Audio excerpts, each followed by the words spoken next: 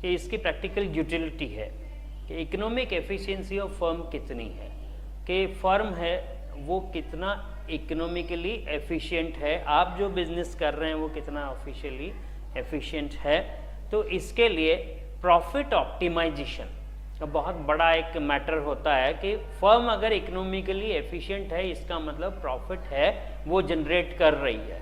तो फर्म के लिए प्रॉफिट जनरेट करना ही सफिशिएंट नहीं है, लेकिन इसको मैक्सिमाइज करना ये भी एक बहुत बड़ा फैक्टर होता है, कंसिडरेबल फैक्टर है कि फर्म के प्रॉफिट को किस तरह मैक्सिमाइज किया जाए। इस पे आज हम बात करेंगे।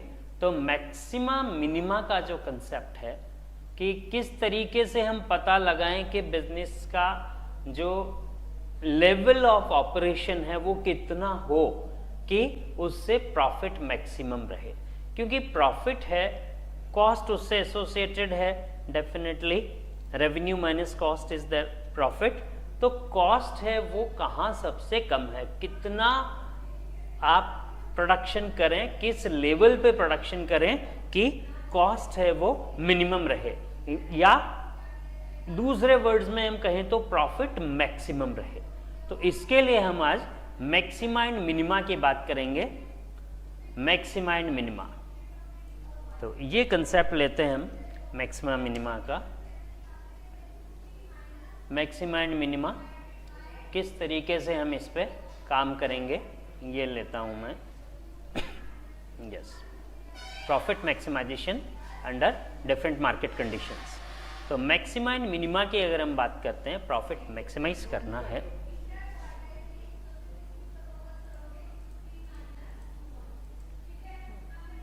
तो प्रॉफिट मैक्सिमाइजेशन की अगर हम बात करते हैं सॉरी, तो किस तरीके से प्रॉफिट को मैक्सिमाइज किया जाए, इसके लिए हमारे पास एक मैथमेटिकल मॉडल होता है। तो हम उस पर चलते हैं, मैक्सिमा एंड मिनिमा का mathematical model.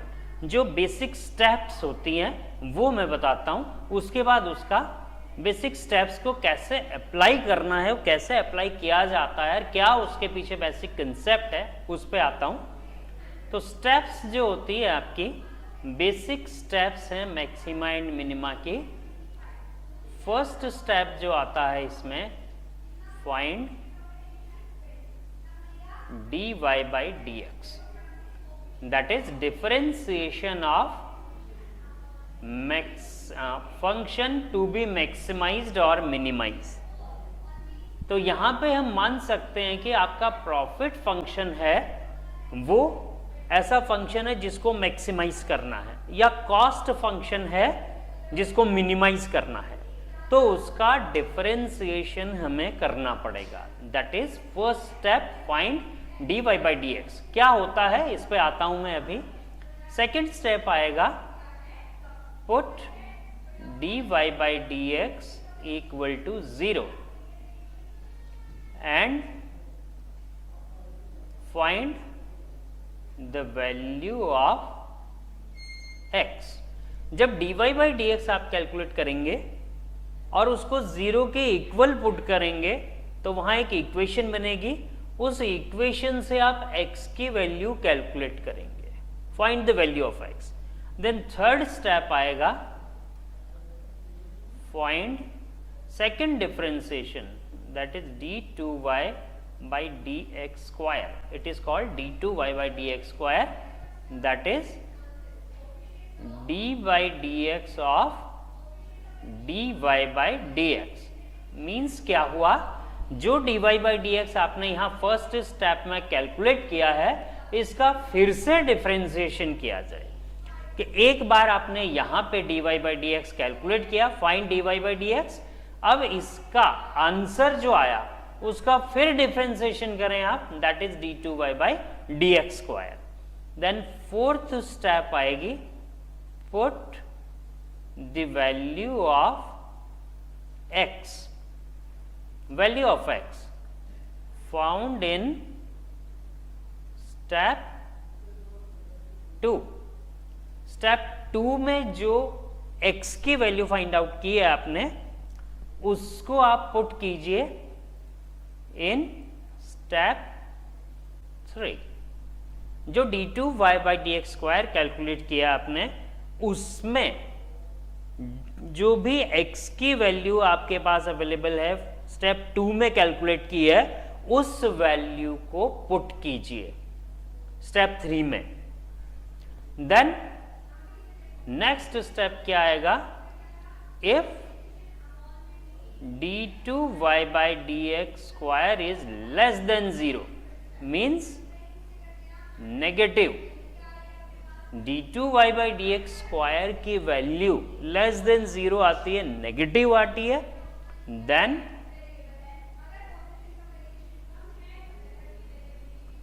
function will have maximum value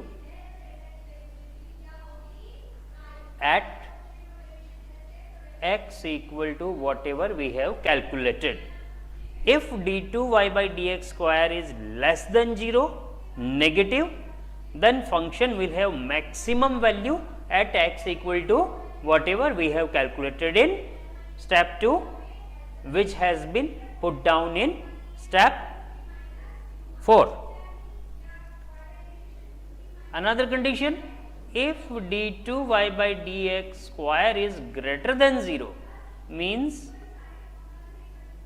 positive, then function will have minimum value at x equal to whatever we have found in step 2 and put in step 4. तो आपको क्या करना है, सबसे पहले dy/dx निकालना है, देन उसको 0 के इक्वल रखना है, वहां से x की वैल्यू फाइंड आउट करनी है, देन x की वैल्यू फाइंड आउट करके उस x की वैल्यू को फिर d2y/dx² निकाल के उसमें उसमें पुट करना है। तो अगर d2y/dx² की वैल्यू x की वैल्यू पुट करने के बाद में नेगेटिव आती है, मींस x की उस पर्टिकुलर वैल्यू के लिए वो फंक्शन मैक्सिमम होगा, और अगर वो d2y/dx² पॉजिटिव आता है, इट मींस x की उस पर्टिकुलर वैल्यू के लिए वो फंक्शन मिनिमम होगा। ये काम आपको करना है। तो अब मैंने वर्ड यूज किया, dy/dx निकालना है, d2y/dx² निकालना है, तो आखिर ये है क्या चीज, इस पे आता हूं मैं ताकि आपको क्लियर रहे कि ये क्या चीज है। तो सबसे पहले मैं आता हूं dy/dx, ये क्या चीज होती है, इस पे आता हूं। तो what do we mean by dy/dx, यहां मैं लिखता हूं differentiation.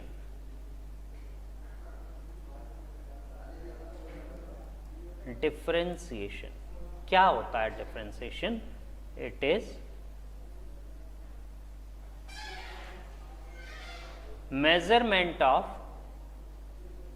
Rate of change in dependent variable with respect to change in independent variable. Differentiation is measurement of rate of change in dependent variable with respect to change in independent variable. Dependent variable में किस rate से change होता है जब independent variable change हो रहा है? किस तरीके से? Let y equal to fx, इसको मैं पढ़ता हूं y is function of x। y है वो x का फंक्शन है, तो y जब x का फंक्शन है, इसका मतलब क्या हुआ कि जैसे जैसे x चेंज होगा वैसे वैसे y में भी चेंज होगा। जस्ट लाइक सिंपली आप मान लीजिए आप अभी पूरी तरह पेरेंट्स की इनकम पे डिपेंड करते हैं, आपका living standard life style parents की इनकम पे डिपेंड करती है। ऐसे केस में आपकी लाइफ स्टाइल है वो चेंज होगी जैसे जैसे पेरेंट्स की इनकम चेंज होगी। पेरेंट्स की इनकम बहुत अच्छी है, बहुत बढ़ रही है, तो आपकी लाइफस्टाइल भी चेंज हो जाएगी। कि आप पहले बस में आते थे, पब्लिक ट्रांसपोर्ट यूज़ करते थे, फिर पर्सनल ट्रांसपोर्ट यूज़ करने लगे, आप अपना स्कूटर लेके आए, बाइक लेके आए, उसके बाद में पेरेंट्स की इनकम और बढ़ गई, उन्होंने आपको गाड़ी दिला दी, तो आप 4 व्हीलर से आने लगे। मीन्स क्या हो गया कि जैसे आपका लिविंग स्टैंडर्ड है वो पेरेंट्स की इनकम का फंक्शन है, यानी पेरेंट्स की इनकम पे डिपेंड करता है।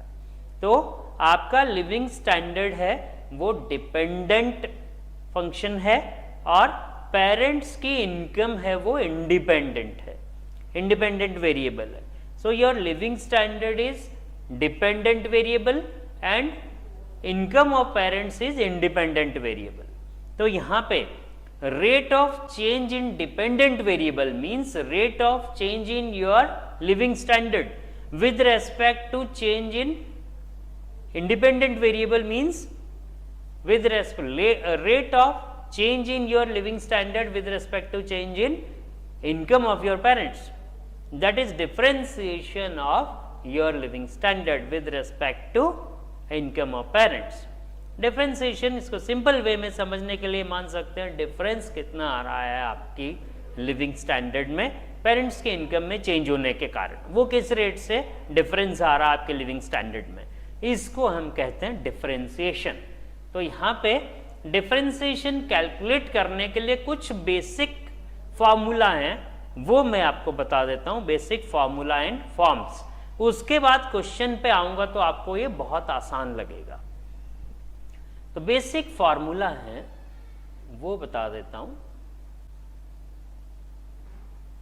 बेसिक फॉर्मूला जो है सबसे पहला d by dx of x raised to power n, where n is a constant number, constant number, d by dx of x raised to power n, that is equal to n multiplied by x raised to power n minus 1, where n is constant number. Just like for example d by dx means differentiation of x raised to power 2 with respect to x। n की जगह constant number है वो मैंने 2 लिख दिया, तो यहाँ आप देख सकते हैं n की जगह 2 है, x raised to power 2 minus 1, so 2 into x raised to power 1, that is 2x। so differentiation of x square is 2x। differentiation of x raised to power 5 is 5 into x raised to power 5 minus 4, so 5 minus 1, so 5 into x raised to power 4, that is differentiation of x raised to power 5। so second formula d by dx of e raised to power x, that is e raised to power x remains same। third d by dx of a raised to power x, where a is constant, it is a raised to power x into log a। just like d by dx of 2 raised to power x, just compare with this, it was x raised to power 2 and now it is 2 raised to power x। so 2 raised to power x, differentiation of 2 raised to power x with respect to x is 2 raised to power x into log 2। differentiation of x raised to power 2 was 2 into x, whereas differentiation of 2 raised to power x is 2 raised to power x into log 2। then fourth formula is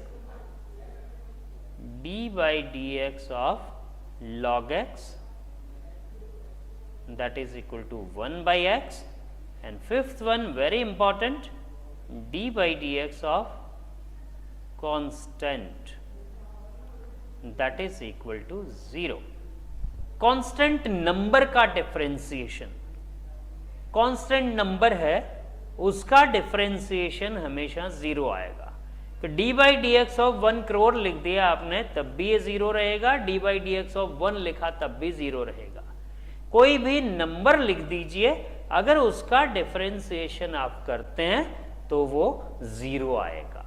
क्यों आएगा, इसको एक example से समझाता हूं मैं आपको कि जस्ट लाइक आप प्रोडक्शन कर रहे हैं फैक्ट्री में और आपकी फैक्ट्री रेंटेड है, महीने का 10,000 रुपये आप रेंट देते हैं और प्रोडक्शन कर रहे हैं, तो rate of change in rent with respect to change in production, that is differentiation of rent with respect to production.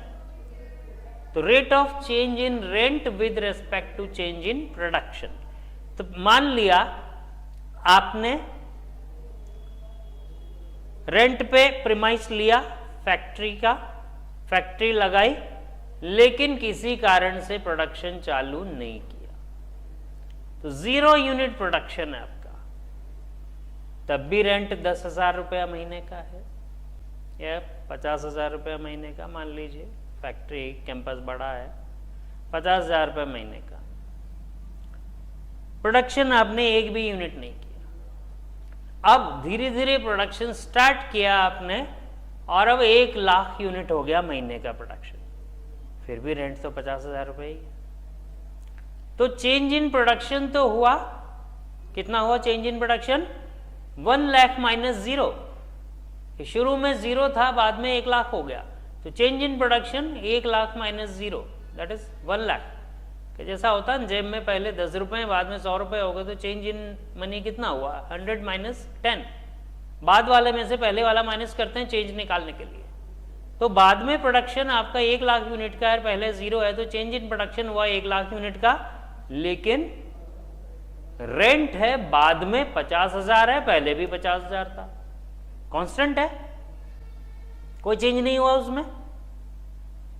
तो चेंज इन रेंट कितना हुआ 0, तो 0 upon change in production that is 1 lakh, तो 0 upon 1 lakh is 0, hence d by d x of constant is always equal to 0, चाहे कितना ही बड़ा number लिखा हो, चाहे कितना ही छोटा नंबर लिखा हो, 0 लिखा हो, चाहे 1000 करोड़ लिखा हो, डिफरेंशिएशन 0 ही रहेगा। So d by d x of constant is 0। ये 5 बेसिक फॉर्मूला है जो आपको ध्यान रखने हैं डिफरेंशिएशन करते time. Then forms of differentiation आती है, वो भी आपको बता देता हूं, उससे डिफरेंशिएशन बहुत आसान हो जाएगा, आपको बहुत सिंपल लगेगा। Forms of differentiation, forms of differentiation में फर्स्ट आता है d by d x of u plus और माइनस वी, यानी अलग अलग फंक्शंस को प्लस करके एक नया फंक्शन बना दिया जाए या माइनस करके नया फंक्शन बना दिया जाए, या कुछ पार्ट प्लस है कुछ माइनस है, ऐसा करके नया फंक्शन बना दिया जाए।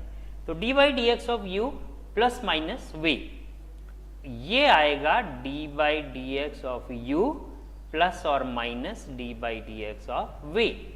Just for example d by d x of x square plus log x minus e raise to power x. अब इसमें देखिए आप एक्स स्क्वायर है, देन प्लस साइन है, उसमें लॉग एक्स प्लस हो रहा है, देन माइनस साइन है, ई पावर एक्स माइनस हो रहा है। तो हम क्या करेंगे, सबसे पहले इसकी फॉर्म देखेंगे कि ये प्लस माइनस फॉर्म है।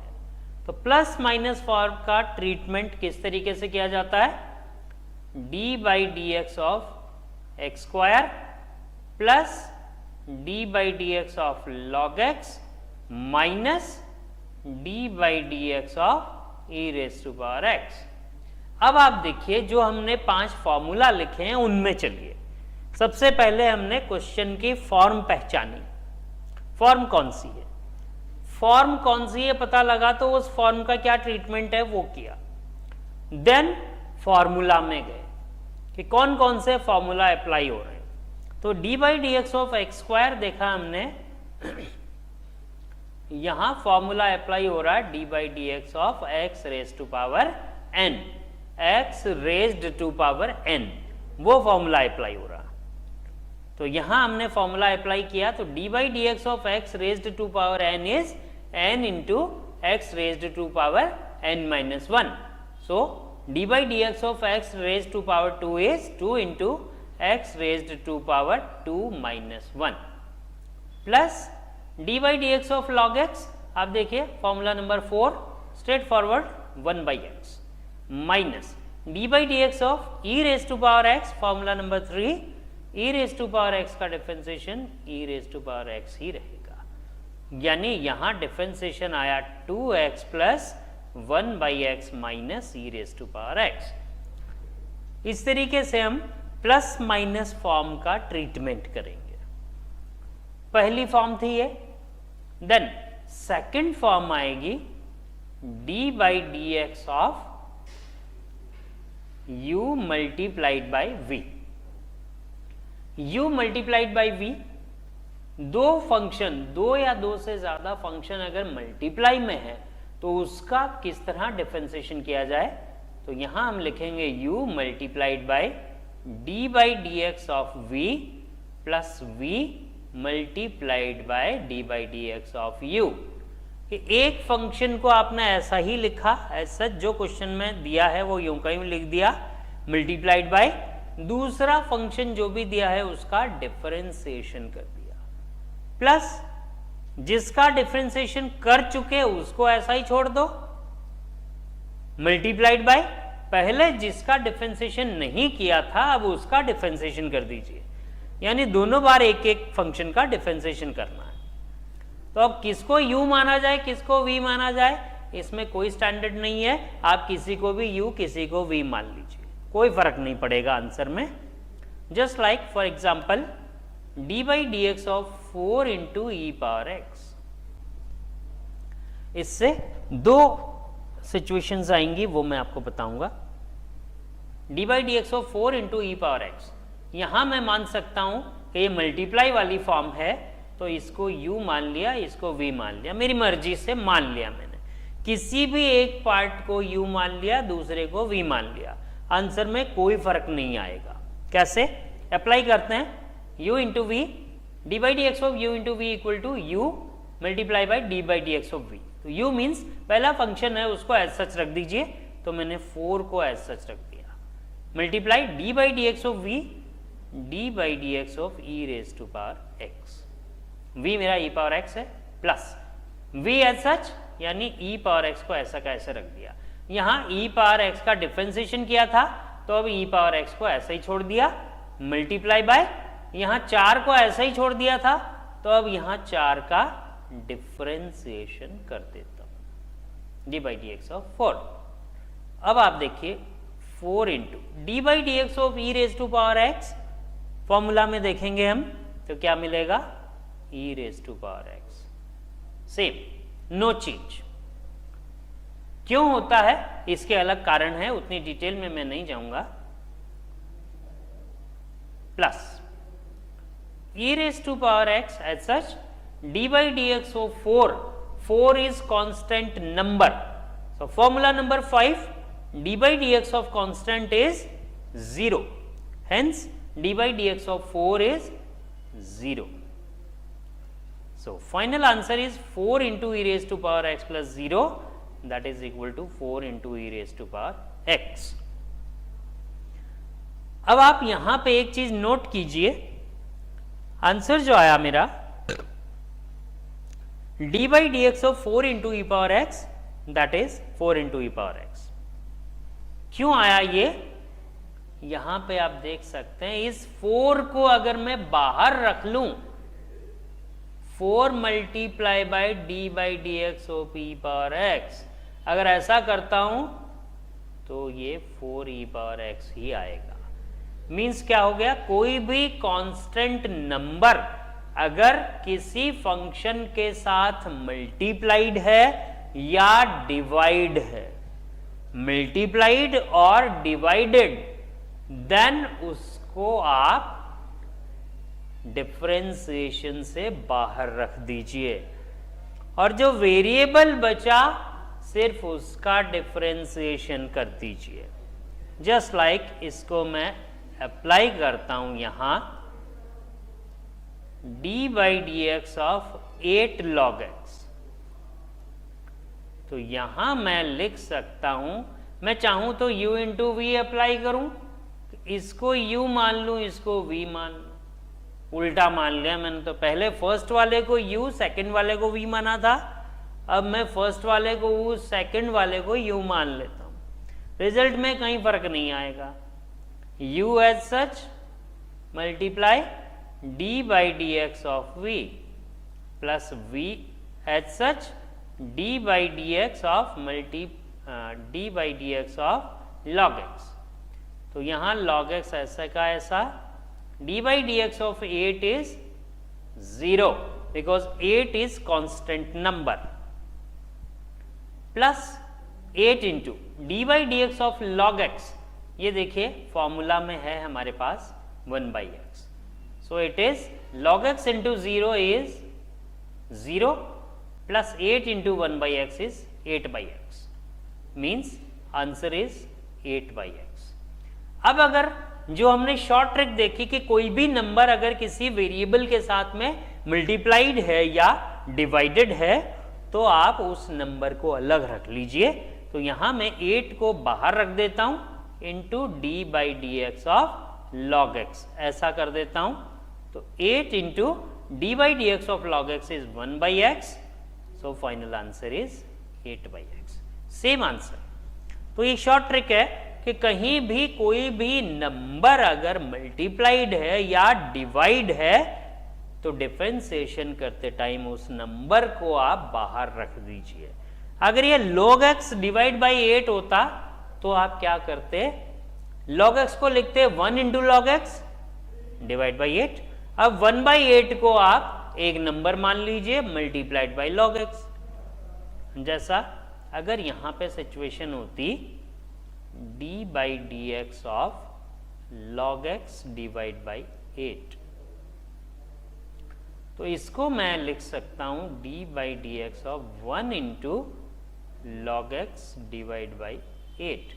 1 से किसी को भी मल्टीप्लाई करो, डिवाइड करो, कोई फर्क नहीं पड़ता, यूनिटरी आइडेंटिटी है। तो अब इसको मैं यूं लिख दूं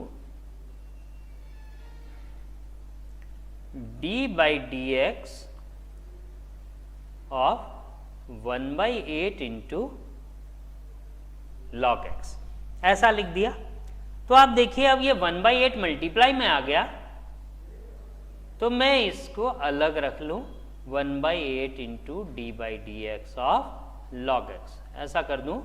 तो 1 by 8 into d by d x of log x is 1 by x, so final answer is 1 upon 8x।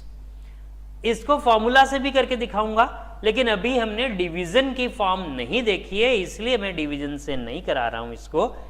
अभी हमने केवल मल्टीप्लिकेशन की फॉर्म देखी है, इसलिए इसको मल्टीप्लाई में कन्वर्ट करके मैंने आपको आंसर दिया है। अब मैं डिवीजन की फॉर्म में आता हूं, फिर इसको डिवीजन से करते हैं। D by d x of u divide by v. अब आप यहां देखिए u डिवाइड बाई v में definitely u and v are well defined. जो न्यूमरेटर में है ऊपर है वो u होगा, डिनोमिनेटर में है नीचे है वो v होगा। अगर आपने इसको उल्टा ले लिया तो आंसर बिल्कुल गलत आएगा। मल्टीप्लिकेशन में कोई फर्क नहीं पड़ेगा, चाहे आप पहले को u लें दूसरे को v लें, चाहे पहले को v लें दूसरे को u लें, कोई फर्क नहीं पड़ेगा। लेकिन डिवीजन में फर्क पड़ेगा, ऊपर वाला u और नीचे वाला ही v लेना पड़ेगा।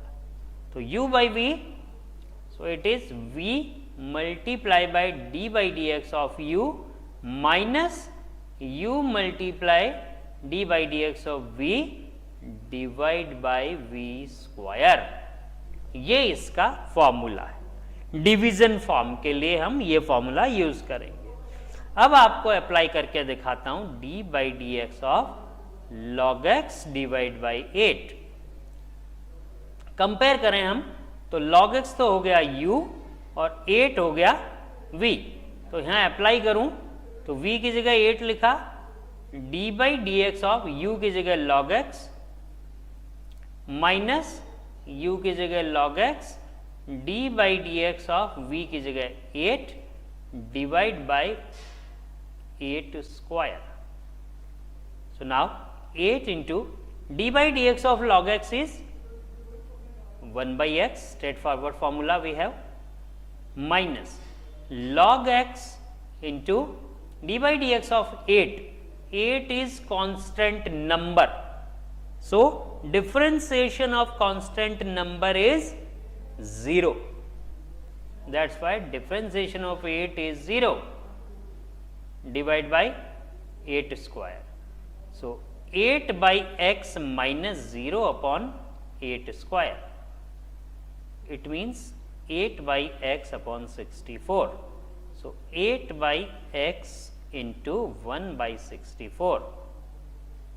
So it is finally 1 by 8x.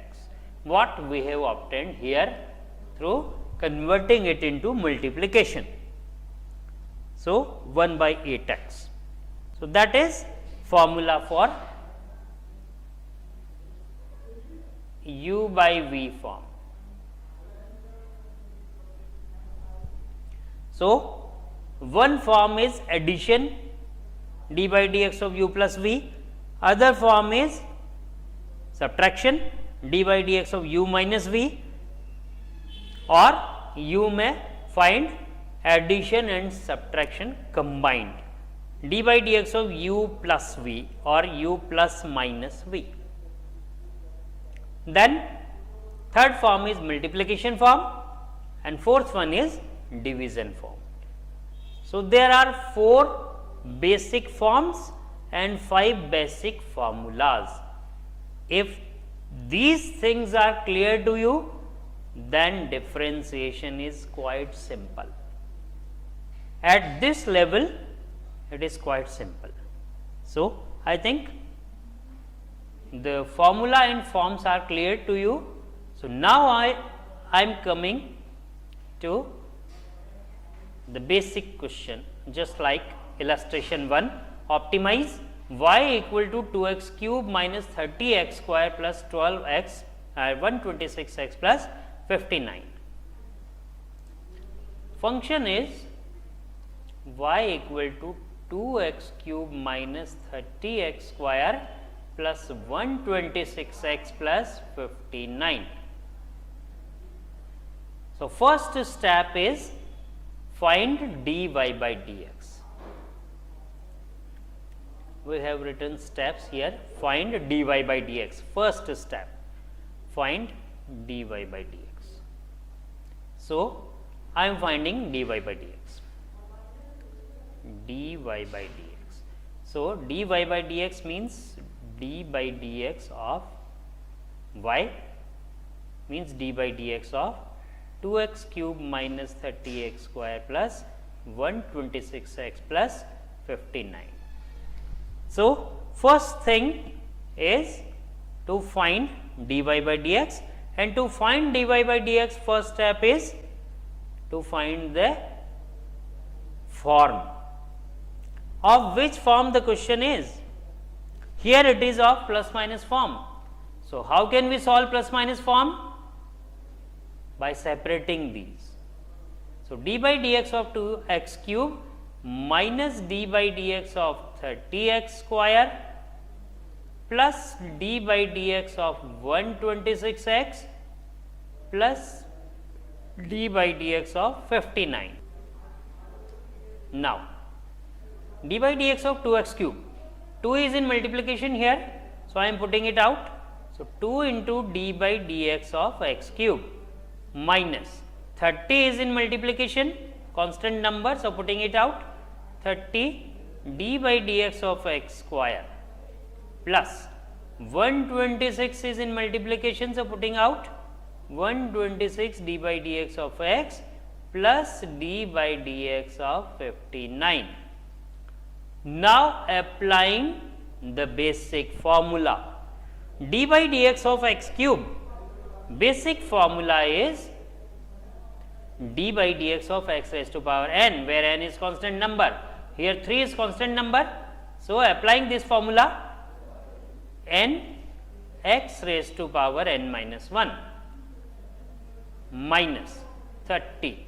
Now d by dx of x square, again applying d by dx of x raised to power n, it is n is 2, so 2 into x raised to power 2 minus 1 plus 126 d by dx of x.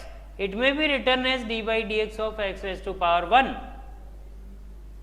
So, again comparing with this d by dx of x raised to power n, we get 1 into x raised to power 1 minus 1 plus d by dx of 59.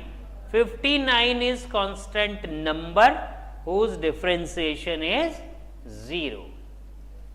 Hence, it is 6x raised to power 2 minus 60x plus 126. 1 minus 1 is 0 and x raised to power 0 is 1. So, 1 into 1 is 1 and 1 into 126 is 126 plus 0, it does not matter. So, it is our first step, dy by dx equal to 6x square minus 60x plus 126. Now, second step is put dy by dx equal to 0 and find the value of x. So, I am putting it equal to 0. Now, finding value of x. Solving this, 6 common, x square minus 10x plus 21 equal to 0. So, transferring 6 right side, transferring 6 to right side, it will transfer in division because it is in multiplication. So, x square minus 10x plus 21 is equal to 0 by 6, that is 0. So, solving this, x square minus 7x minus 3x plus 21 equal to 0. Splitting middle term, I will explain this one also in later videos. So, taking x common, x minus 7 minus 3 common, x minus 7. X square minus 7x, here x is common and remaining is x minus 7 and minus 3x plus 21, minus 3 is common, remaining is x minus 7 equal to 0. Now, taking x minus 7 is common, remaining is x minus 3 equal to 0, means product of these two numbers is 0, x minus 7 into x minus 3 equal to 0. It means product of any two numbers can be 0 only in case when any number, any one number, at least any one number is 0. 0 into 5 is 0, but 0.5 into 5 is not 0. So, product of two number will be 0 only in case where any one number, at least any one number is 0. So, product of these two numbers is 0 means these two factors product is 0 means at least one factor is equal to 0. It means either x minus 7 equal to 0 or x minus 3 equal to 0. So, it gives x equal to 7 or x equal to 3. So, we have find out value of x. What we have written here in step 2. Put dy by dx equal to 0 and find the value of x. So, we have find value of x. Now,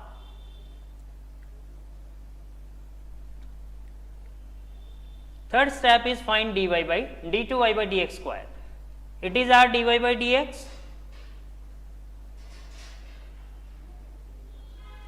So, to find d2y by dx square, we are to differentiate it once again.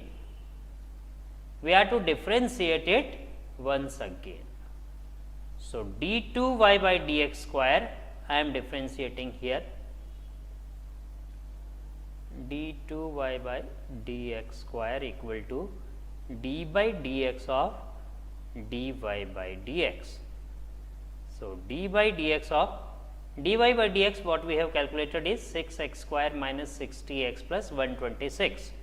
6x square minus 60x plus 126. So, again applying form of differentiation, it is of addition subtraction form. So d by dx of 6x square minus d by dx of 60x plus d by dx of 126. So d by dx of 6x square, 6 is in multiplication. So putting it out, 6 into d by dx of x square minus 60 is in multiplication. So putting out 60 d by dx of x plus d by dx of 126. So now applying formula. So it is of standard form x raised to power n. So applying that formula, 2 into x raised to power 2 minus 1 minus 60 d by dx of x means x raised to power 1. So 1 into x raised to power 1 minus 1 plus d by dx of 126 is 0 because it is constant number. So it is 12x minus 60. So step 3, we have find out second differentiation d2y by dx square. d2y by dx square equal to 12x minus 60. Now in fourth step, we are to put value of x in d2y by dx square. So just put the value of x, what we have find out, 3 and 7. So if I put here 3, so 12 into 3 minus 60. So 36 minus 60, that is minus 24, less than 0. So at x equal to 3, this function has maximum value. At x equal to 3, this function has maximum value. And how much maximum value will be? We are just to put x equal to 3 in this function. So putting x equal to 3 here, 3 into 3 into 3, 27 into 2, 54, minus 3 into 3, 9 into 30, 270, plus 126 into 3, 378 plus 59. So 37. So maximum value will be 221, although it has not been asked in our question. If I put x equal to 7, second value, x equal to 7, if I put here, so 12 into 7, 84, 84 minus 60, that is 24. That is 24 is greater than 0, positive value, hence function will have minimum value at x equal to 7, which you can find out by putting x equal to 7 here in function. So that is the basic of maxima and minima. I think it is clear to all the viewers. In next video, we shall apply this here in optimization of economic utilization of business. So thank you for being with me. In next lecture, we shall discuss about maximization of profits or minimization of costs. Thank you. Maximization के basics क्या हैं, किस तरीके से हम determine करें कि profit क्या, मैन्युफैक्चरिंग लेवल क्या हो, कितनी यूनिट मैन्युफैक्चर की जाए कि प्रॉफिट मैक्सिमम रहे या कॉस्ट मिनिमम रहे. तो इसके लिए हमने मैथमेटिकल मॉडल देखा. आज उसी पे क्वेश्चंस कर रहे हैं. ये क्वेश्चन हमने इलस्ट्रेशन 1 किया था. आज इससे आगे चलते हैं. ऑप्टिमाइजेशन टेक्निक्स इन इकोनॉमिक्स में कॉस्ट के कुछ एक कंसेप्ट्स बताए हैं, तो उस पर आता हूँ मैं. जैसा सबसे पहले जो कंसिडरेबल है, टोटल कॉस्ट की अगर हम बात करते हैं, total cost equal to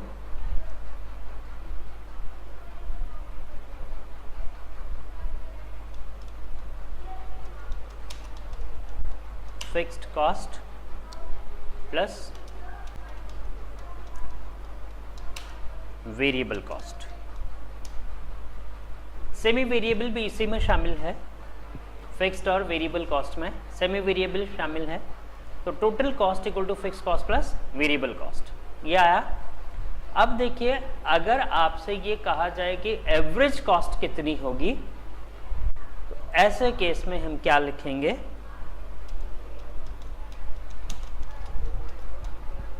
average cost equal to total cost divide by number of units produced or manufactured or provided, whatever it is. So average cost is total cost upon number of units. यहां तक ठीक है. अब अगर कहा जाए marginal cost कितनी होगी, मार्जिनल कॉस्ट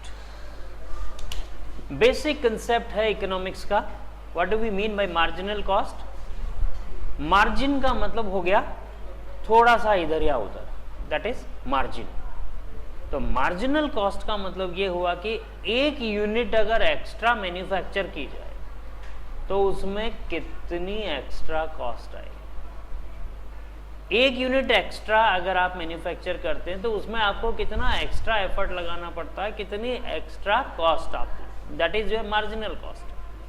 तो इकोनॉमिकली तो इसको आप लिख सकते हैं कि एक यूनिट एक्स्ट्रा बनाने की कॉस्ट है, दैट इज मार्जिनल कॉस्ट. इसको मैथमेटिकली कैसे लिया जाए, मैथमेटिकली कैलकुलेट करना हो तो इसके लिए हम क्या निकालना चाह रहे हैं, मार्जिनल कॉस्ट निकाल रहे हैं. इसका मतलब rate of change in cost of one unit, rate of change in cost subject to change in production of one unit. Production एक यूनिट चेंज हो तो कॉस्ट पे कितना चेंज होगा, that is rate of change in cost with respect to change in production, that is marginal cost, differentiation of cost. So marginal cost is d by d x of total cost. d by dx of total cost means differentiation of total cost is marginal cost. अब एक चीज यहां पे और आती है, marginal fixed cost. What is marginal fixed cost? It is d by dx of fixed cost. And what is d by dx of fixed number? D by dx of number is always 0. So marginal fixed cost is always 0, whereas marginal variable cost is d by dx of variable cost. अब यहां पे आप ये कह सकते हैं d by dx of total cost, वो भी सही है. क्यों है? क्योंकि टोटल कॉस्ट में variable cost plus fixed cost है और फिक्स्ड कॉस्ट का डिफरेंशिएशन 0 होगा, तो बचा वेरिएबल कॉस्ट, उसी का डिफरेंशिएशन मार्जिनल वेरिएबल कॉस्ट हो. तो इस पे बेस्ड क्वेश्चंस भी बनते हैं. मार्जिनल वेरिएबल कॉस्ट कितनी है, मार्जिनल कॉस्ट कितनी है, टोटल कॉस्ट कितनी है, कौन सा लेवल है जहां ये मिनिमम हो सकती है, इस पे बेस्ड क्वेश्चंस है. तो अब क्वेश्चंस पे आते हैं. Average cost, marginal cost, D by d q of total cost. Total revenue, definitely revenue क्या है,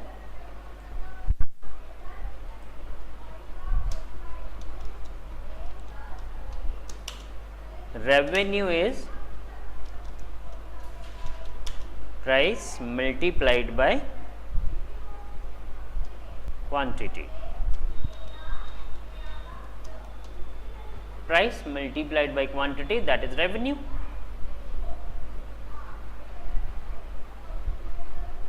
So, if marginal revenue is to be find out, MR, that is equal to D by DQ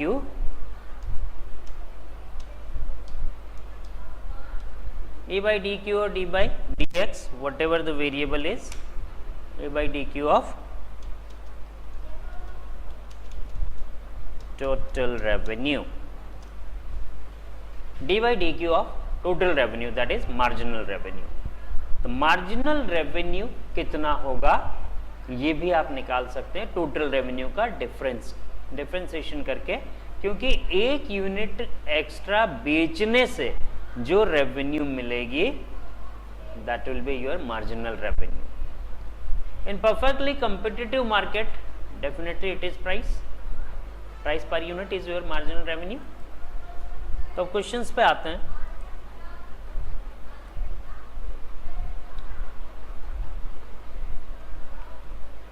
illustration 2 देखिए, total revenue दिया हुआ है, total cost दी हुई है. ये assuming Q greater than 0 power 16 कुछ नहीं है, ये पावर 16 नहीं है, Q इज ग्रेटर देन 0, ये कुछ नहीं. मीन्स क्वांटिटी 0 से ज़्यादा है, डेफिनेटली 0 से ज़्यादा ही बनेगी. मिनिमम 0 कुछ नहीं बना रहे हैं आप, नेगेटिव में नहीं हो सकती, लेकिन कुछ नहीं बना रहे हैं तब भी रेवेन्यू नील रहेगी और केवल फिक्स कॉस्ट आएगी आपकी, तो टोटल कॉस्ट भी केवल फिक्स कॉस्ट आ जाएगी. तो हम उस कंडीशन में न जाके प्रैक्टिकल कंडीशन में चलें, इसलिए यहाँ एज्यूमिंग Q ग्रेटर देन 0 दिया है. तो प्रॉफिट को मैक्सिमाइज करना है. क्वेश्चन है हमारा मैक्सिमाइज प्रॉफिट. तो सबसे पहले बात करें प्रॉफिट फंक्शन क्या हो, क्योंकि इन्होंने डायरेक्ट प्रॉफिट फंक्शन नहीं दिया है. So profit equal to revenue minus cost. So revenue function is 4000 cube minus 33 q square minus cost function is 2q cube minus 3q square plus 400 cube plus 5000, that is cost function. So revenue minus cost, that is profit, means 4000 cube minus 33q square minus 2q cube plus 3q square minus 400 cube minus 5000, that is profit function. Or upon further solving it comes out to be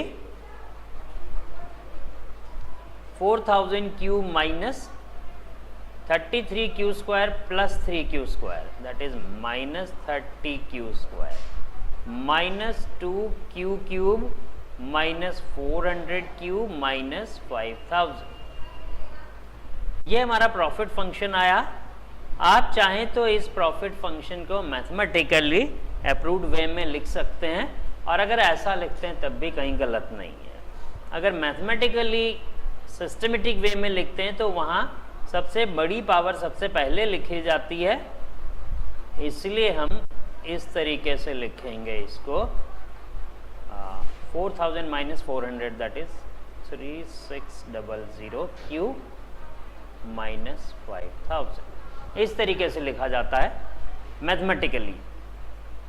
अगर आप इस तरीके से ना लिख के पहले वाले इसी तरीके से लिखते हैं तब भी गलत नहीं है, तब भी आप ठीक हैं. तो ये प्रॉफिट फंक्शन है हमारे पास. अब हमें इसको मैक्सिमाइज करना है. अभी तक तो हमने सिर्फ प्रॉफिट फंक्शन डिराइव किया है, क्योंकि हमें प्रॉफिट फंक्शन इन्होंने नहीं दिया. उसकी जगह रेवेन्यू और कॉस्ट फंक्शन दिए हैं, इसलिए हमने प्रॉफिट को अभी डिराइव किया है. तो प्रॉफिट फंक्शन आ गया हमारे पास. अब इसको हमें मैक्सिमाइज करना है. इसको मैक्सिमाइज करना है तो पहली स्टेप क्या आएगी, d by d q of profit function. Differentiation करना है प्रॉफिट फंक्शन का, means d by d q of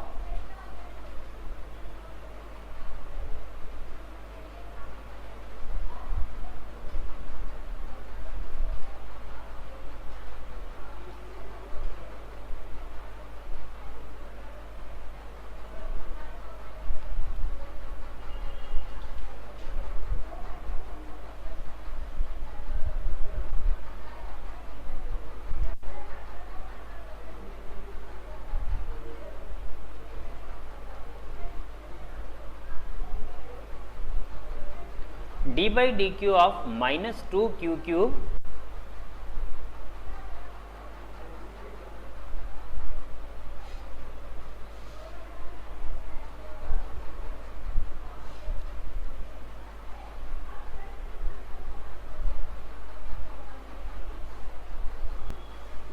minus 2q cube minus 30q square minus 3600q minus 5000।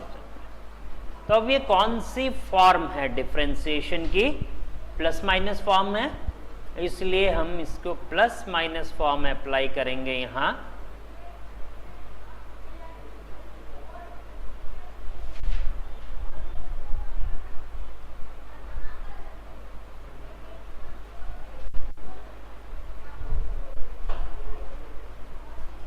Plus minus form apply करेंगे।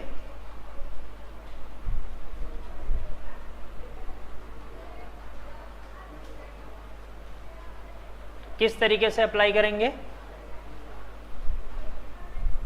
इसमें जितने फंक्शन दिए हैं सबका अलग अलग डिफरेंशिएशन होगा। So it is equal to d by d q of minus 2q cube minus d by d q of 30q square minus d by d q of 3600q minus d by d q of 5000। सबका अलग अलग differentiation ले लिया। अब d by d q of minus 2q cube है, इसमें क्या करेंगे हम? माइनस 2 को बाहर निकाल लेते हैं। तो ये बन जाएगा minus 2 D by d q of Q cube. Minus 2 बाहर ले लिया, माइनस यहां से 30 बाहर ले लेता हूं। कल हमने देखा था कि जो भी नंबर मल्टीप्लाई या डिवाइड में है उनको हम बाहर रख दें तो आसान हो जाता है काम। तो 30 D by d q of Q square minus 3600 D by d q of Q minus d by d q of 5000। इस 5000 को बाहर नहीं रखा क्योंकि ये अपने आप में कांस्टेंट नंबर है जिसका डिफरेंशिएशन सीधे सीधे हम निकाल सकते हैं। अगर कोई नंबर मल्टीप्लाई या डिवाइड में है तो उसको हम बाहर रख लेते हैं तो आसान हो जाता है हमारे लिए।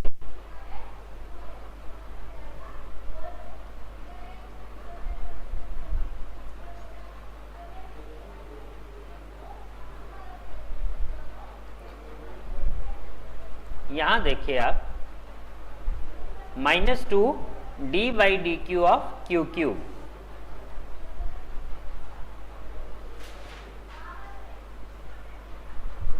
Minus 2 D by d q of Q cube, इसका मतलब हुआ क्यू क्यूब का डिफरेंशिएशन करना है। क्यू क्यूब का अगर मैं डिफरेंशिएशन करता हूं तो कितना मिलेगा मुझे? फॉर्मूला कौन सा अप्लाई किया जाए?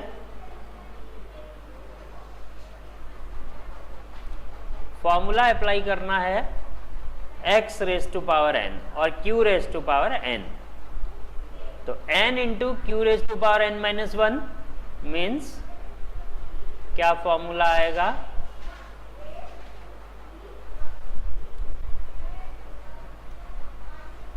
Minus 2 d by dq of q cube is 3q square, that is minus 2 into 3q square minus 30 into d by dq of q square is 2q.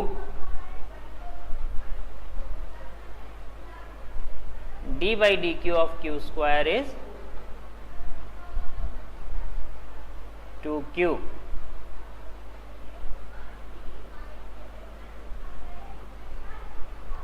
Minus 3600 d by dq of q. d by dq of q is always equal to 1. d by dx of x is always equal to 1. So d by dq of q is also 1. And d by dq of 5000 is 0 being constant. So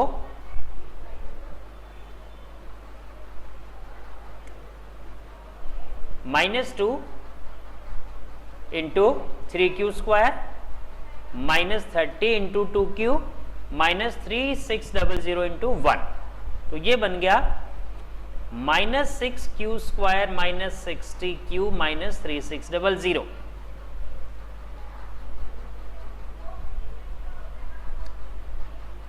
यहां से आप देखिए, sorry it is plus 3600. Just a minute please.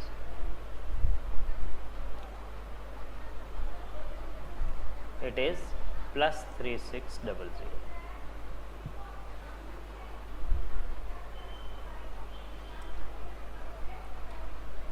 So -2 into 3q square minus 30 into 2q plus 3600 into 1 minus 0.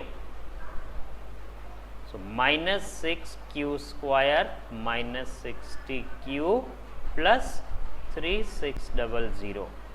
It is d by dq of profit function. First step completed. Now second step is to put d by dq of profit equal to 0 to get value of q. So minus 6q square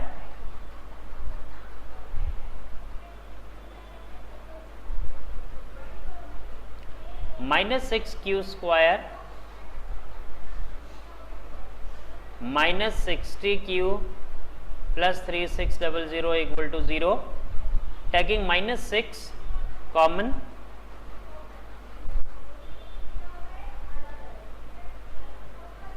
taking minus 6 common, it becomes q square plus tan q minus 600 equal to 0.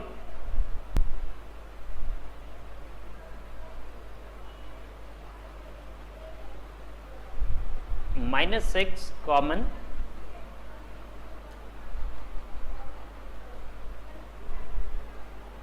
minus 6 is common, so q square plus tan q minus 600 equal to 0.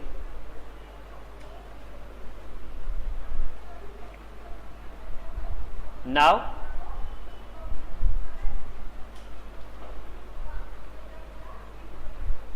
solving the equation, we get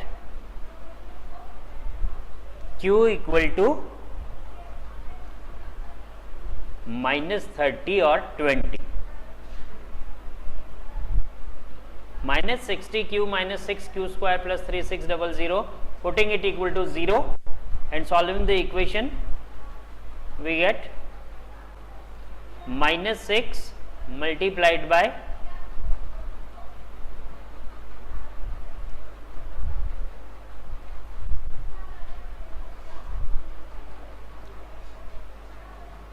minus 6 common ले लिया तो q square plus tan q minus 600 equal to 0. q square plus tan q minus 600, इसका हमने splitting mid value से factorisation किया तो q square plus tan q minus 600. दो number ऐसे देखने हैं जिनका प्रोडक्ट तो माइनस 600 आए और सम है वो प्लस 10 आए, तो वो दो नंबर हो गए 30 और माइनस 20.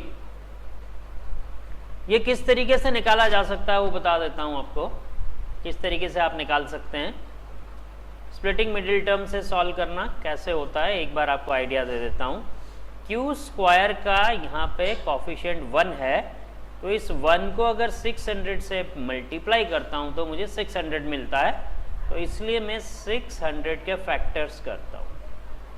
2 300 2 150 2 75 5 15 3 5 5 1.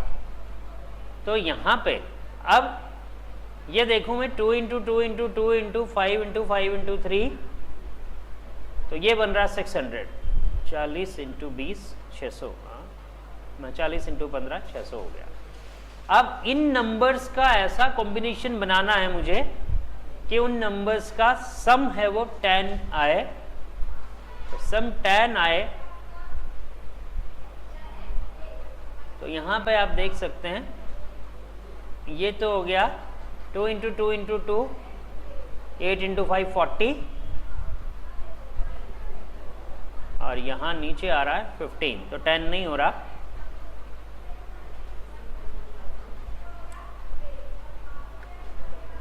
Just a minute.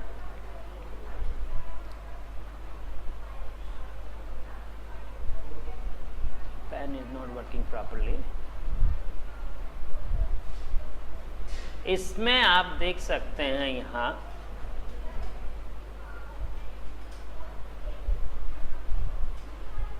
-20 और +30, ये आप इसमें देख सकते हैं। 35 इंटू 2 इंटू 3, ये 30 हुआ, और 4 इंटू 5 20 हुआ। तो 30 और 20 दो ऐसा नंबर आए जो +30 -20 करूं तो प्लस का 10 आ जाएगा और माइनस का 600 आ जाएगा। इसका मतलब इसके दो फैक्टर किए मैंने, q² + 10q - 600 के, तो वो आए q + 30 और q - 20। ये दो फैक्टर आए। और ये भी कैसा निकाला है इसको भी मैं यहाँ लिख के दिखा देता हूँ। q² + 10q - 600 = 0, ऐसा है। तो इसको मैंने लिखा 30q - 20q - 600 = 0।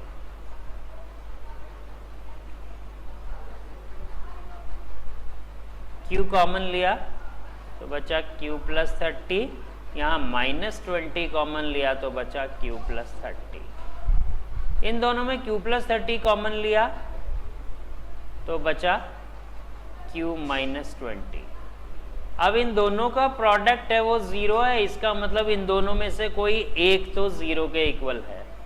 सो q + 30 = 0 और q - 20 = 0, either this or that. So q + 30 = 0 means q = -30 and q - 20 = 0 means q = 20.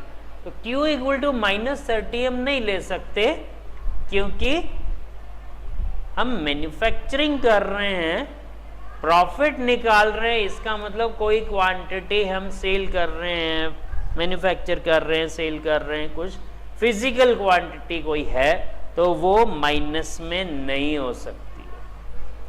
Hence q = 20। So q can not be negative, critical point is q = 20। यहां तक हमारी सेकंड स्टेप कंप्लीट हुई। First step थी find dy/dx और second step है put dy/dx = 0 and find the value of x। ये दो step complete हो गई। देन थर्ड स्टेप आती है हमारी find d2y/dx², means d2/dq² of profit function. So profit function is -30q² - 2qq + 3600q - 5000। तो इसको मैं यूं लिख सकता हूं d/dq of dp/dq। तो जो एक बार हम डिफरेंशिएशन कर चुके हैं उसी का फिर डिफरेंशिएशन कर रहे हैं। So it is equal to d/dq of dp/dq। dp/dq हमने निकाला -60q - 6q² + 3600। ये हमने dp/dq निकाला था, -6q² - 60q + 3600, -6q² - 60q + 3600। It is profit function and differentiation of profit function. -60q - 6q² + 3600। Now we are to differentiate this one. So it is minus 6 d by dq of q square is 2q minus 60 d by dq of q is 1 plus d by dq of 3600 is 0. So it is minus 12q minus 60. It is second differentiation of profit function. So that is our third step. Now fourth step is put value of q find in step 2. Put value of q found in step 2 in second differentiation. So we have found out q equal to 20. Q equal to 20. Q equal to minus 30 is not applicable. So q equal to 20. Putting q equal to 20 here, minus 12 into 20 minus 60, definitely it is less than 0. Minus 300, that is less than 0. Hence, profit is maximum at q equal to 20 units.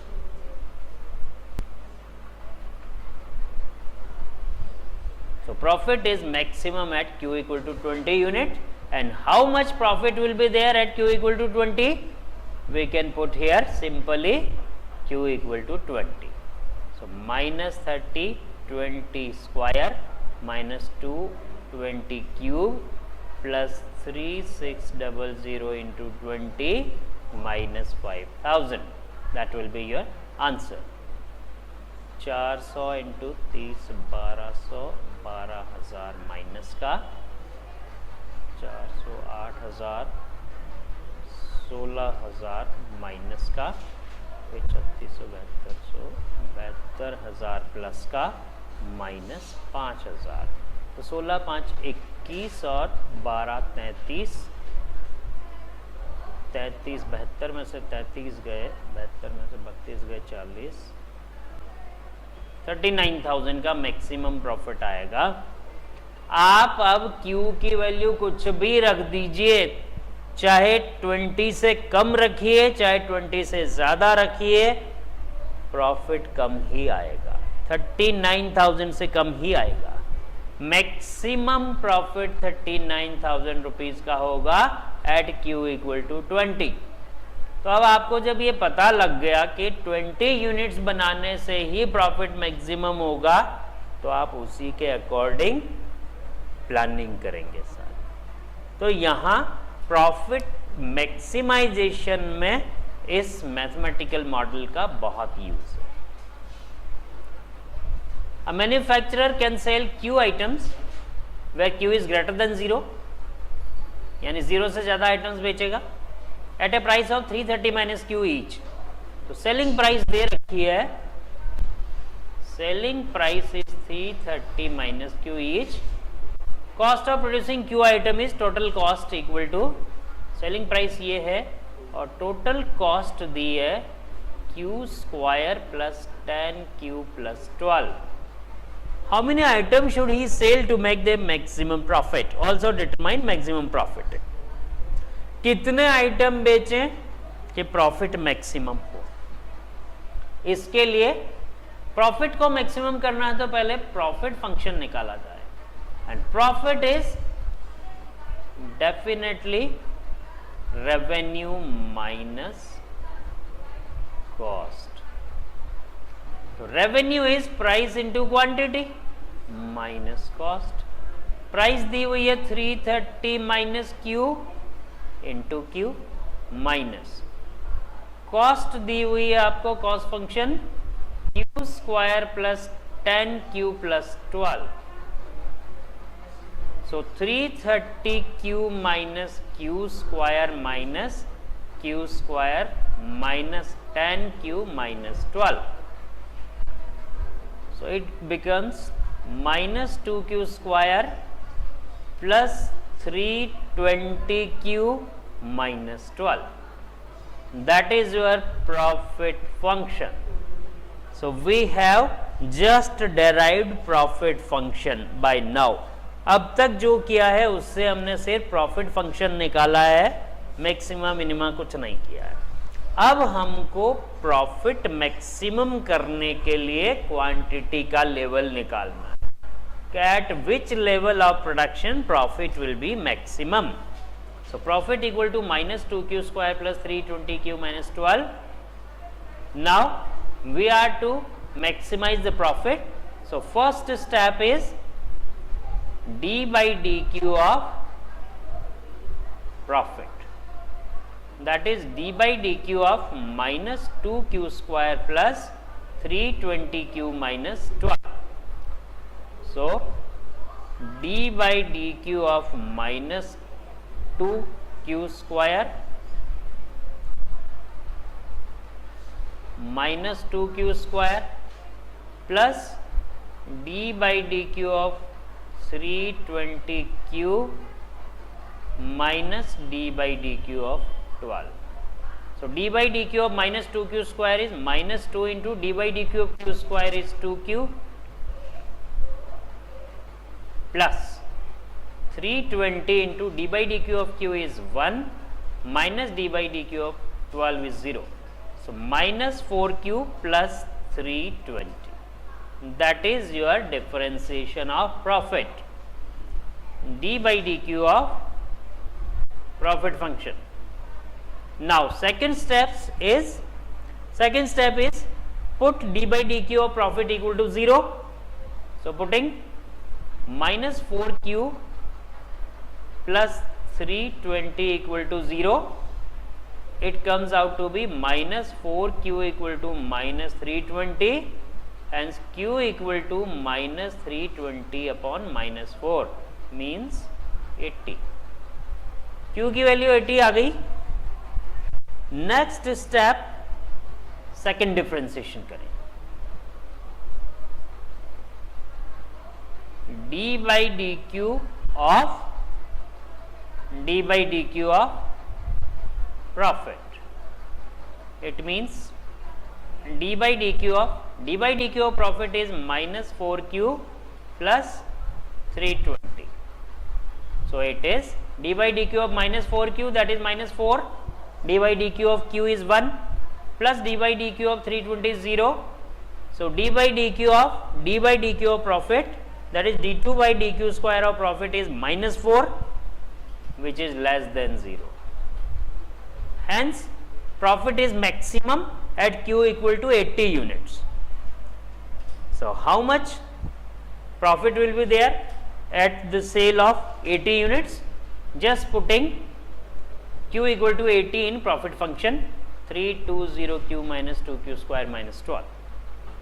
Put 80 at every q and you will get 12,788. It is the maximum level of profit. आप इससे ज़्यादा profit नहीं कमा सकते, चाहे कितनी unit बेच लें, चाहे तो 80 से ज़्यादा बेच लें, चाहे 80 से कम बेच लें, आपको 12,788 यूनिट से कम ही प्रॉफिट मिलेगा। क्यों होगा ऐसा? क्योंकि जब भी हम ज़्यादा यूनिट बेचेंगे तो वहाँ पे आपकी वेरिएबल कॉस्ट है वो बढ़ जाएगी, इसलिए प्रॉफिट कम रह जाएगा। और अगर कम यूनिट बेचोगे तो आपकी फिक्स्ड कॉस्ट है वो उतनी ही रहेगी, जबकि कम यूनिट बेचने से रेवेन्यू कम मिलेगा तो आपके प्रॉफिट्स कम रह जाएंगे। इसलिए Q इक्वल टू 80 एक ऐसा लेवल है जहां पे प्रॉफिट मैक्सिमम होगा, उससे ज़्यादा बेचेंगे तब भी प्रॉफिट कम रहेगा, कम बेचेंगे तब भी प्रॉफिट कम रहेगा। परफेक्ट कंपटीशन में, मोनोपोली में, ये इन्होंने यहाँ दिखा रखे हैं, तो परफेक्टली कॉम्पिटिटिव मार्केट है, तो वहाँ पे टोटल प्रॉफिट कहाँ मैक्सिमाइज होंगे? जहाँ P equal to MR equal to MC, marginal revenue equal to marginal cost. ये आ रहा है आपका जब मार्केट कैसा है? Monopoly, MR equal to MC in monopoly. Slope of MR greater than slope of MC, so ABC monopoly में marginal revenue equal to marginal cost. यहाँ पे आपका इक्विलिब्रियम आएगा, MR इक्वल टू MC। तो अब ये देखिए एक क्वेश्चन दिया है, a producer has possibility of discriminating between two market A and market B for the product where demand respectively are this, total cost is this, where Q equal to Q1 plus Q2. So total cost is Q1 plus 2000 plus tan Q, where Q is Q1 plus Q2. What price will the producer charge in order to maximize profit with discrimination between markets and without discrimination, and compare the profit differential between discrimination and non discrimination? अच्छा question है।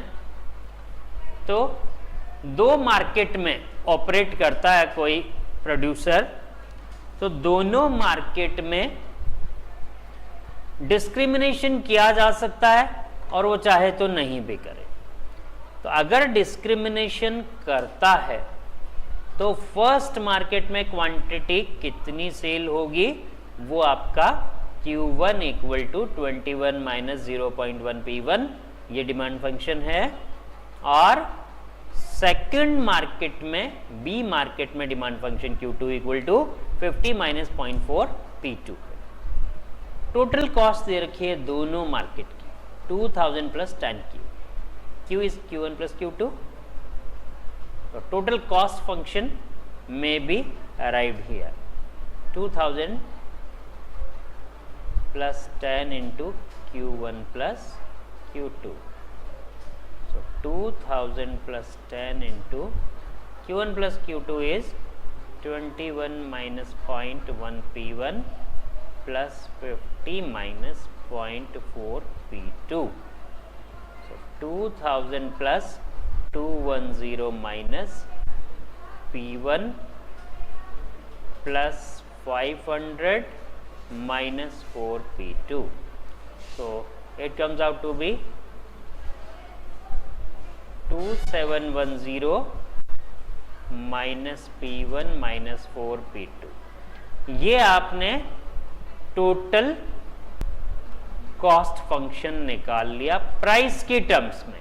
अगर आप price की terms में निकालना चाहते हैं तो ये फंक्शन आ गया, क्वांटिटी के टर्म्स में ही रखना चाहते हैं तो इसी फॉर्म में रख लीजिए।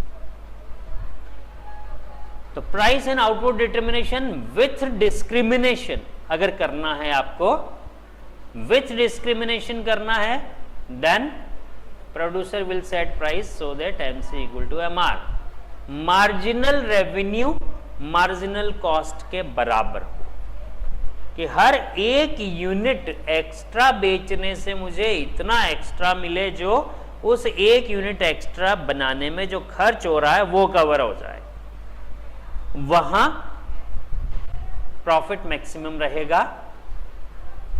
सो MC equal to MR in each market. तो टोटल कॉस्ट दे रखी है 2000 प्लस 10 Q, तो मार्जिनल कॉस्ट निकाली, MC चाहिए आपको marginal cost. So D by DQ of 2000 plus 10 Q, that is 10 only. D by DQ of 2000 plus 10 Q, actually ये DQ यहां नहीं लिखा जाना चाहिए, ये थोड़ा सा प्रेजेंटेशन की प्रॉब्लम है, इसको यूं लिखते हैं D by DQ of 2000 plus 10 Q, that is equal to D by DQ of 2000 plus D by DQ of 10Q. Since it is constant, so D by DQ of 2000 is 0 plus 10 into D by DQ of Q, so 0 plus 10 into 1, that is 0 plus 10, that is 10. So D by DQ of 2000 plus 10Q is 10. So in market A, Q1 equal to 20 minus 0.1 P1. So P1 equal to Q1 equal to 21 minus 0.1 P1। 0.1 का decimal हटा के 1/10 लिख दिया। तो यहाँ से मैंने लिखा इसको Q1 equal to 10, LCM लिया तो 210 minus P1। अब इस 10 को इधर लाऊंगा तो 10 Q1 equal to 210 minus P1। तो यहाँ से मैं P1 निकाल सकता हूँ, इस माइनस P1 को इधर लाया तो प्लस का हो गया, 10 Q1 को इधर ले जाऊंगा तो माइनस का हो जाएगा। P1 निकालने की जरूरत क्यों पड़ी मुझे? क्योंकि मुझे प्रॉफिट मैक्सिमाइज करना है, तो marginal revenue equal to marginal cost चाहिए। तो पहले मैं टोटल रेवेन्यू निकालूंगा, उस टोटल रेवेन्यू का डिफरेंशिएशन करके मार्जिनल रेवेन्यू निकालूंगा, और मार्जिनल कॉस्ट में निकाल चुका, तो वहां से दोनों को इक्वल करके और मैं वो लेवल निकालूंगा। इसलिए मैं प्राइस निकाल के लाया यहां से। अब प्राइस इंटू क्वांटिटी करके टोटल रेवेन्यू निकालूंगा। So total revenue equal to price into quantity. So price is 210 minus 10 Q1 and quantity is Q1 for first market. So total revenue in first market is 210 Q1 minus 10 Q1 square, that is total revenue. So profit in first market और marginal revenue निकालने हम इसको, marginal revenue MR equal to D by DQ1 of total revenue in market 1. So D by DQ1 of 210 Q minus 10 Q1 square.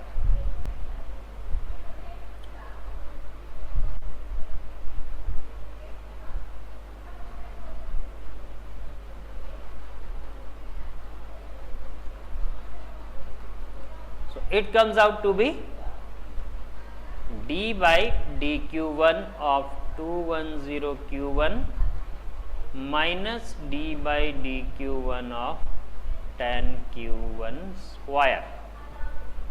So 210 D by DQ1 of Q1 is 1 minus 10 D by DQ1 of Q1 square is 2Q1. So it comes out to be 210 minus 20 Q1. For first market it is MR1 is 210 minus 20 Q1. Similarly for second market हम calculate कर रहे हैं P2 equal to 125 minus 2.5 Q2, यह आया P2। Q2 लिखा हुआ है, यहां से P2 निकाल सकते हैं हम। 0.4 है ये, 0.4 को 4/10 लिख सकता हूं या 2/5 लिख सकता हूं। तो 5 एलसीएम लूंगा तो 250 माइनस 2P2 हो गया। तो 5Q2 equal to 250 minus 2P2, यहां से हमने निकाला 125 माइनस 2.5 Q2। तो ये P2 आया, P2 इंटू Q2 किया, टोटल रेवेन्यू आ गया, फिर उसका मार्जिनल रेवेन्यू निकाला। अब MR equal to MC, so 210 minus 20 Q1 ये फर्स्ट मार्केट के लिए equal to 10 and 125 minus 5 Q2 equal to 10। तो 210 माइनस 20 Q1 इक्वल टू 10, यहां से 20 Q1 equal to 200, so Q1 equal to 10। और सेकेंड इक्वेशन से निकालता हूं 125 माइनस 5 Q2 इक्वल टू 10, तो यहां से 5 Q2 इक्वल टू 115, तो ये आ गया 23, Q2 is 23, Q1 equal to 10 and Q2 is 23। तो टोटल रेवेन्यू फर्स्ट मार्केट में 1110 आया और सेकंड मार्केट में Q2 23 रखा तो टोटल रेवेन्यू आया 1552.5।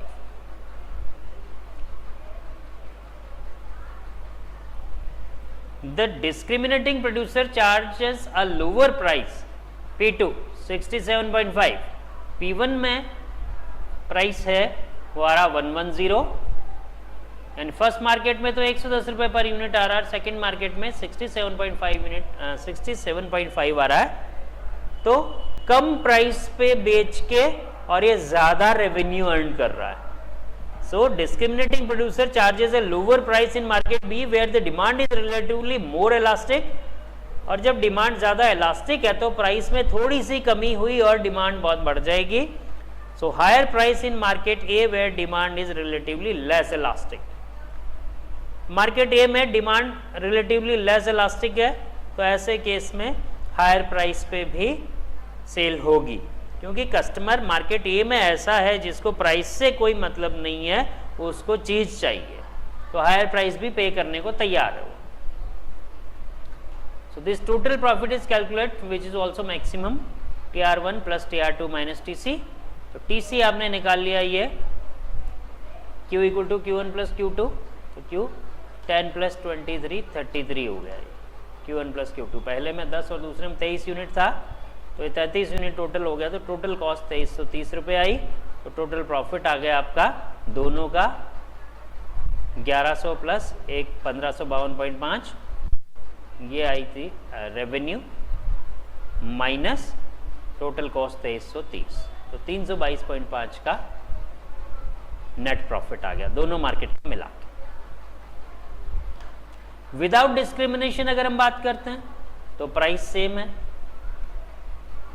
तो दोनों डिमांड फंक्शन को हमने ऐड कर दिया, Q equal to Q1 plus Q2 हो गया,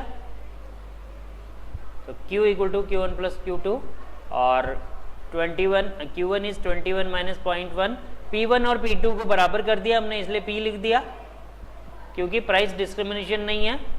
विदाउट डिस्क्रिमिनेशन है तो P1 इक्वल टू P2, दोनों में प्राइस बराबर है, तो 21 माइनस 0.1 दोनों की प्राइस को P मान लिया, प्लस 50 माइनस 0.4 P, तो Q equal to 71 minus 0.5 P। P आया 142 minus 2Q, total revenue P into Q, वहाँ से मार्जिनल रेवेन्यू निकाला, तो marginal revenue equal to marginal cost, marginal cost हम ऊपर निकाल चुके हैं 10, so marginal revenue equal to marginal cost किया आपने, तो 142 minus 4Q equal to 10, so 4Q equal to 132, तो Q 33 आ गया, तो यहाँ से P आ गया 76, P और Q दोनों निकाल लिया तो टोटल रेवेन्यू आ गया, टोटल कॉस्ट आप निकाल सकते हैं, तो यहाँ से आपका टोटल प्रॉफिट आएगा 178। It is clear that where no discrimination takes place, price 76 is between relatively high price of market A and relatively low price of market B. However, the quantity sold remains the same, 76, Q equal to 33.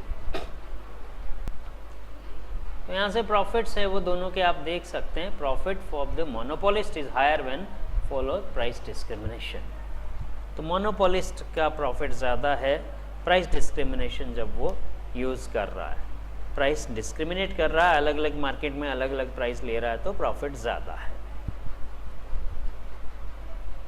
Constraint optimisation, it is partial differentiation, Lagrange's function.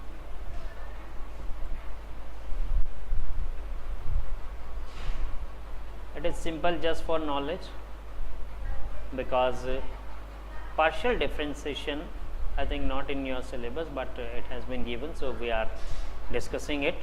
Partial differentiation. What do we mean by partial differentiation? Here just notice the function, it is in both x and y, it is in both variables x and y, whereas previous functions were in just single variable. Previous functions just like this, only q is there, only q is there, only q is there, only x is here, so only single variable was there. Now multiple variables are introduced, so in case of multiple variables we use partial differentiation. So what is difference between total differentiation, partial differentiation? In case of partial differentiation, we differentiate with respect to one variable. So when we are differentiating with respect to x, we are treating y as constant, and when we are differentiating with respect to y, we are treating x as constant. And for partial differentiation we use delta, delta by delta x of fxy. Such kind of notations are there.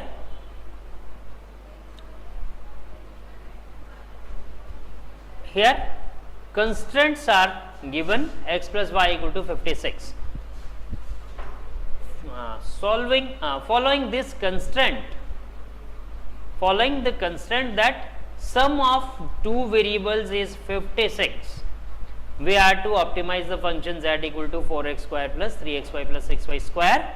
In such a case, first put x plus y equal to 56, then x plus y minus 56 equal to 0.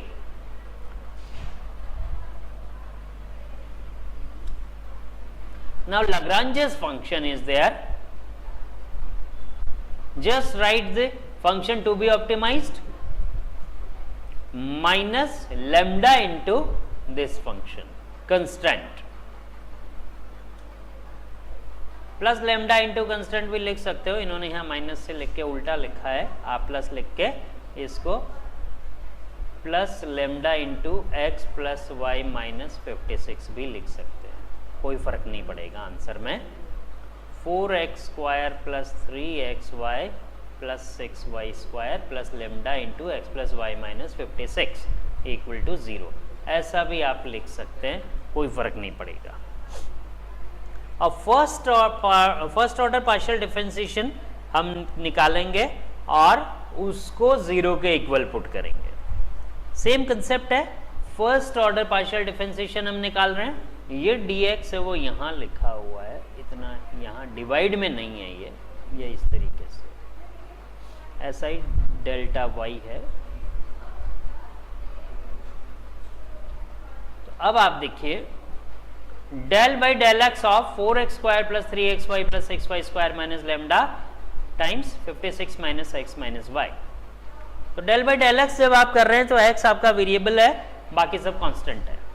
तो ऐसे case में del by del x of 4x square तो हो जाएगा 8x plus 3xy, इसमें y constant है तो यहां आ जाएगा y ऐसे का ऐसे रह गया और 3x का डिफरेंशिएशन 3 हो जाएगा. 6y स्क्वायर पूरा कांस्टेंट होगा इसलिए उसका डिफरेंशिएशन 0 होगा माइनस लैम्डा 56 कांस्टेंट है उसका डिफरेंशिएशन 0, x का हो जाएगा 1 और y का 0. 8x plus 3y minus lambda equal to 0 minus lambda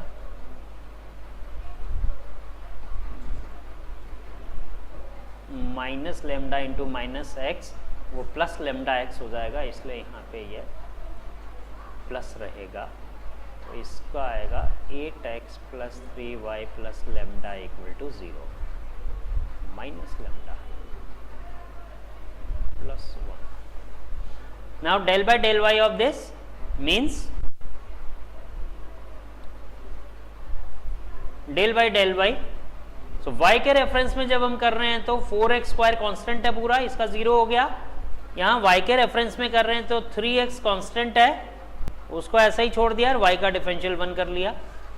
plus 6y square का हो जाएगा 12y माइनस लैम्डा इंटू 56 का 0, x का 0, यहाँ आ गया माइनस y का minus 1. So it is 3x plus 12y minus lambda minus x minus y minus x का हो जाएगा माइनस 1 माइनस वाई का, फिर तो प्लस में आना चाहिए डेफिनेटली इक्वल टू 0. और लेम्डा के रेफरेंस में जब आप करेंगे तो 56 minus x minus y equal to 0, क्योंकि लेम्डा के रेफरेंस में कर रहे हैं तो ये सब एक्स वाई सब कांस्टेंट है और लेम्डा के रेफरेंस में जब कर रहे हैं तो ये ऐसा ही रखा और लेम्डा का डिफरेंशिएशन 1, तो 56 minus x minus y equal to 0. ये तीन इक्वेशन आई, इनको सॉल्व करेंगे हम तो हमें क्या मिलेगा, x, y और लेम्डा की वैल्यू मिलेगी. इन दोनों को सॉल्व करता हूं मैं, लेम्डा से लेम्डा माइनस करूंगा तो कैंसिल हो जाएगा. तो 5x minus 9y equal to 0. So 5x equal to 9y मैं यहाँ रख देता हूँ. तो x को y में कन्वर्ट कर दूँ या y को x में कन्वर्ट कर दूँ, तो यहाँ से मुझे x या y की एक वैल्यू आ जाएगी, वहाँ से दूसरी वैल्यू निकालूंगा और फिर लेम्डा की वैल्यू निकालूंगा. चेक कर सकते हैं आप, माइनस करता हूँ अगर मैं तो ये लेमडा कैंसिल हो जाएगा, तो 8x minus 3x 5x, 3y minus 12y minus 9y equal to 0. It means 5x equal to 9y means x equal to 9/5y. यहाँ रख देता हूँ मैं 6 इक्वेशन में, तो 56 minus 9/5y minus y equal to 0. तो यहाँ से इक्वेशन y में आ गया, तो 56 equal to y plus 9/5y. So 5 and 9 14/5y, 56 14 4 times. So y equal to 20. y 20 आ गया, यहाँ रख दिया मैंने इस इक्वेशन में 20. तो 56 माइनस 20 36, x 36 आ गया, और x y 36 किसी एक इक्वेशन में रख दिए तो लैम्डा आ जाएगा. x 36 y 20 रखा, तो 36 इंटू 8 प्लस 3 इंटू वाई, वो मेरा लैम्डा आ जाएगा. तो ये 348 आया. तो ऑब्जेक्टिव फंक्शन में रखा इनको, तो z की वैल्यू आई 9744. अब मैक्सिमम है या मिनिमम है, इसके लिए सेकेंड डिफरेंशिएशन निकाला वापस. सेकेंड डिफरेंशिएशन निकाला del two by del x square. तो डेल बाई डेल एक्स जो आया था हमारा, उसका फिर x के रेफरेंस में करें. तो फर्स्ट आया था, इसके रेफरेंस में किया तो 8 आएगा, यहां से आया 8. फिर सेकंड वाले का y के रेफरेंस में किया तो 12 आया. थर्ड का लैम्डा के रेफरेंस में किया तो यहाँ पे x और y दोनों के रेफरेंस में करेंगे हम. एक बार x के रेफरेंस में, एक बार y के रेफरेंस में, और एक बार del by del x y means del by del x y of f x y. It means del by del y of del by del x of f x y. अब first order partial differential equation के लिए हम ये matrix बनाएंगे, फिर इसको solve करेंगे. तो इतना करने की ज़रूरत आपको नहीं है, बहुत लंबा क्वेश्चन है ये 12-3 का, बहुत लंबा क्वेश्चन है. इतना हंगेरियन बनाने की ज़रूरत नहीं है, पॉजिटिव है या नेगेटिव है, आपको इसमें नहीं जाना है. क्वेश्चन में सिर्फ पार्शियल डिफरेंशिएशन का बेसिक बताना था, इसलिए बताया मैंने, बाकी इस क्वेश्चन में नहीं जाना है आपको. तो यहाँ से ये आपकी जो एक प्लानिंग का पार्ट है कि किस तरीके से प्रोडक्शन किया जाए, कितना प्रोडक्शन किया जाए कि प्रॉफिट मैक्सिमम हो, वो आप निकाल सकते हैं. प्रॉफिट मैक्सिमम हो या कॉस्ट मिनिमम हो, ये आप निकाल सकते हैं इन बेसिक्स के through. Thank you. That's all about this maxima and minima topic.